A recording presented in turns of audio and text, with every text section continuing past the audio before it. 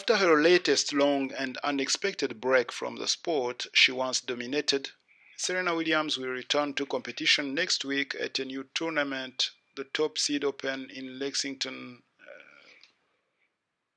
Kentucky. What's different about this layoff is that Williams' comeback to tower-level tennis will be part of everyone else's. Professional players have been on hiatus because the coronavirus pandemic shut down both the men's and women's circuits in early March. The question is, how does that affect Williams' chances of winning the United States Open, the Grand Slam tournament scheduled to begin on August 31st? I think she has the same chances that she has had since the birth of her daughter. Her coach, Patrick Mouratoglou, said in a telephone interview from France this week before traveling to Kentucky. She absolutely has the level. It still depends a great deal on her whether she wins a Grand Slam. The COVID for me has changed absolutely nothing in that department.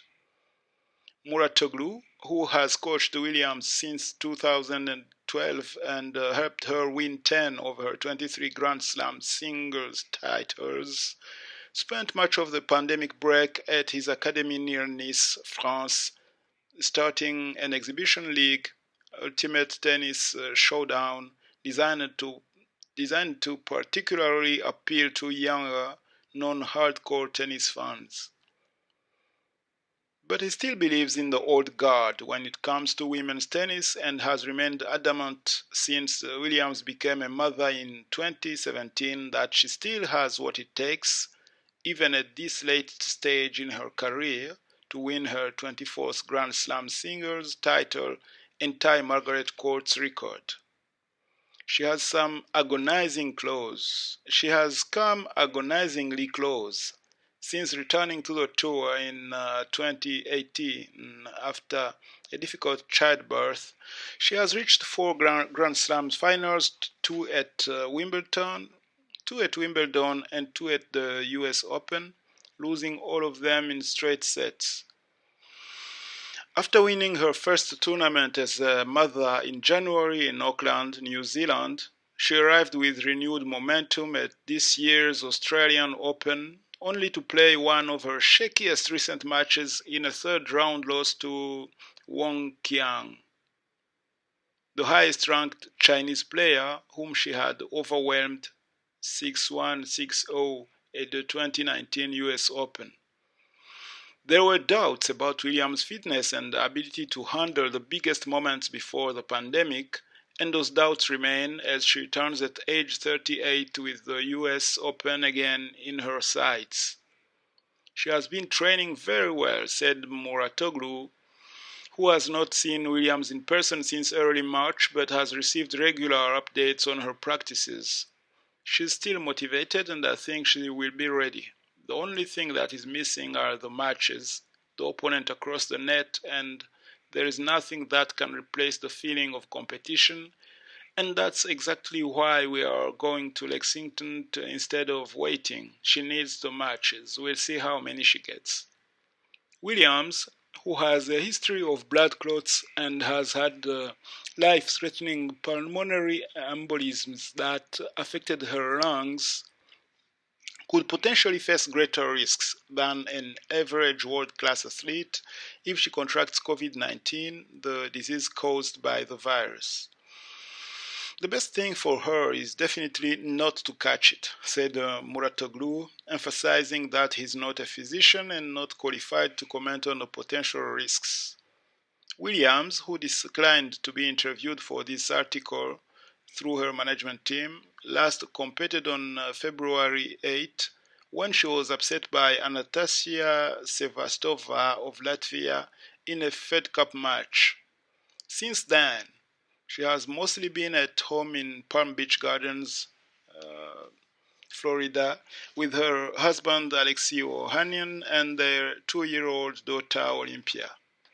She and Ohanian, a venture capitalist, have invested in a national women's soccer league, in a national women's soccer league expansion franchise in Los Angeles. Olympia is an investor too. Williams, who was active on social media during the shutdown, often kept it light-hearted, singing along to the Frozen 2 soundtrack with Olympia and posting a workout with her older sister Venus Williams where they adopted Arnold Schwarzenegger accents and talked about pumping iron. But she also has ventured into deeper and more topical territory, focusing on the Black Lives Matter movement and social justice. On Instagram, she interviewed Ohanian at home about his decision in June to step down from the board of directors of Reddit, the social network he co-founded, and to call for an African American to be chosen as his replacement. The conversation focused on Ohanian's increased awareness of his white privilege and his desire to lean into the pain of knowing that he is racist because of a system I inherited. Williams later interviewed Brian Stevenson, the founder and executive director of the Equal Justice Initiative, who has advocated for prisoners on death row and for lowering the rate of incarceration in the United States. She called him a superhero and talked about the resistance she and her sister faced when they arrived on tour and eventually dominated in the early 2000s. When Venus and I were winning every week, Grand Slam finals every time, it wasn't a celebration on tour, she said, reflecting on waiting in the locker room when Venus was playing and listening to the crowd's reaction. If Serena heard loud cheers, she said her heart would sink because she knew Venus had lost a point or the match. But if it was complete silence, then I would be like, okay, she's winning, Serena said. The negative reaction at that early stage was certainly not all because of race. The Williams' initial Grand Slam duels and finals were often awkward, constrained occasions because the sisters were so close off the court, as they remain, and unable to compete with their customary fire. But Serena emphasized the challenges that come with succeeding in a predominantly white sport. I played not only against my opponents, she said. I played against crowds, I played against fans, and I've played against people. And as things have gone on, I've been able to have a tremendous amount of more fans, and it's been a wonderful experience. But I worked really hard to get this experience. Williams complained about at one stage being underpaid, likely a reference to having lower off-court earnings than Maria Sharapova earlier in her career, despite having a superior record. Williams also expressed frustration at the way her own game is sometimes characterized. Tennis is a mental game, and black people are athletic, she said, referring to the stereotype long held by some that black athletes succeed because of strength and athletic ability, while their white counterparts rely on their intelligence. So whenever I would win, it's like, I'm so athletic. No, actually I use my brain a lot more than I get credit for. I really use my brain a lot on the court. Yeah, I'm powerful, but the most powerful players don't win 23 Grand Slams. Winning her 24th with a new generation of players rising would be perhaps her finest achievement.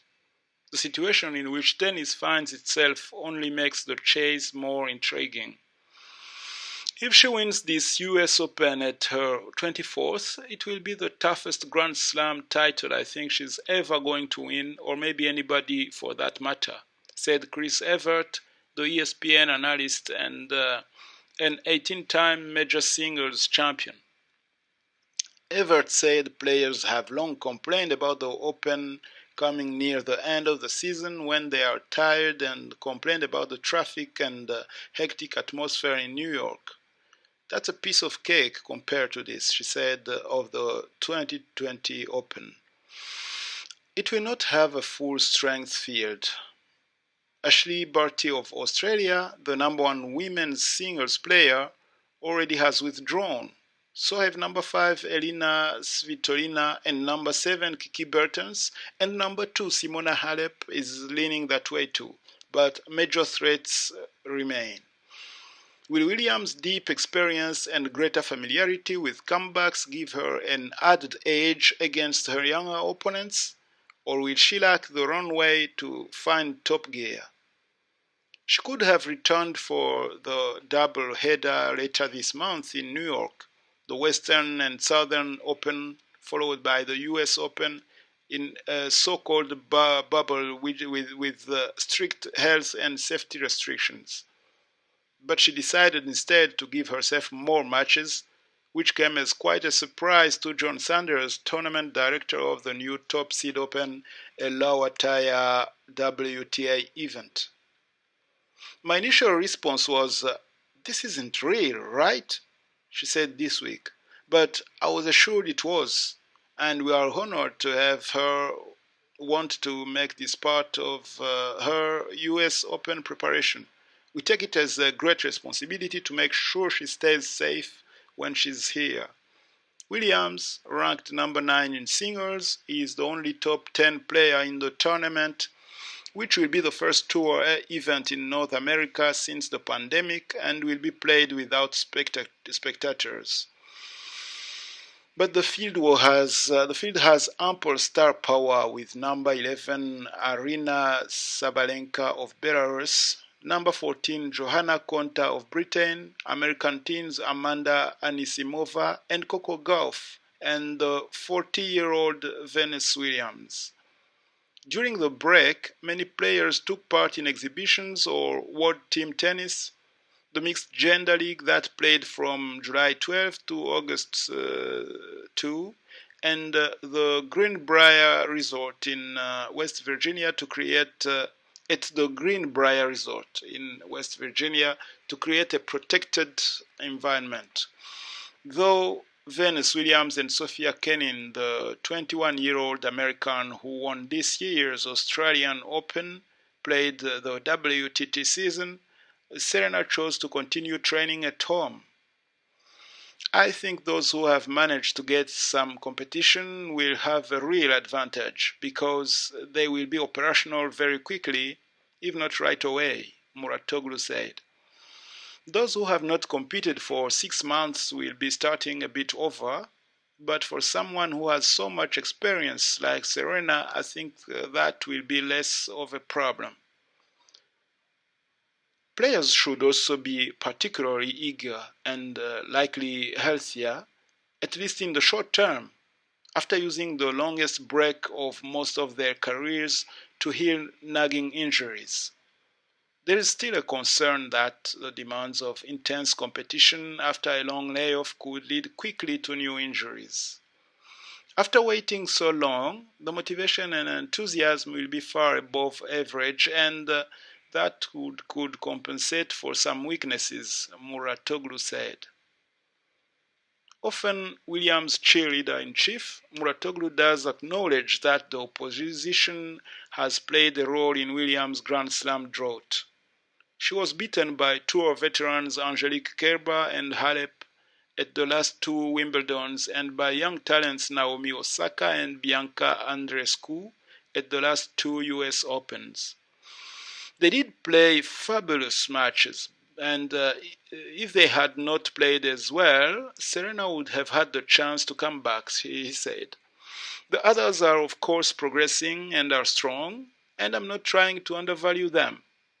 But Serena is Serena, and the real Serena in full possession of her powers and with a winning mindset, the person who will stop her is not yet born. Actually, she's surely already born, but she's not ready yet.